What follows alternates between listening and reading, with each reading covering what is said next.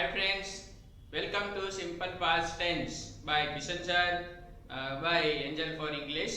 Okay, તો સાદા ભૂતકાળમાં આપણે આજે જોઈએ છીએ કે હકારની વાક્ય રચના કેવી રીતે બને એમ. હા, તો હકારની વાક્ય રચનામાં સૌથી પહેલા આવશે કર્તા, સબ્જેક્ટ.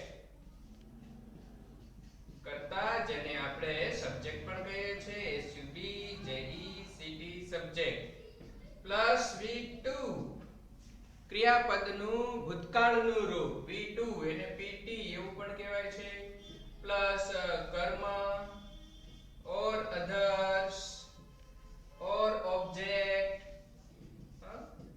અને છેલ્લે ટાઈમ વર્ડ્સ, કીવર્ડ્સ વગેરે ને પૂર્ણવિરામ. તો આ SVO એમાં V માં V2 આ છે સાદા ભૂતકાળની વાક્ય રચના. ઉદાહરણ આપણે જોઈ લઈએ એકાદું.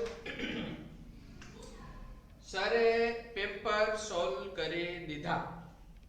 સર સોલ્વડ પેપર્સ yesterday ગઈકાલે એમ લઈએ તો સોલ્વડ સાદા ભૂતકાળમાં વોઝ વેર આવતું નથી. સાદા ભૂતકાળમાં V2 ક્રિયાપદનું ભૂતકાળનું રૂપ વપરાય છે. આ છે V2. હવે અહીંયા કર્તાની જગ્યાએ એક કરતા વધારે હોય તો પણ V2 વપરાશે. They solved papers yesterday. તેઓએ ગઈકાલે પેપર સોલ્વ કર્યા. We solved papers yesterday. અમે ગઈકાલે પેપર સોલ્વ કર્યા.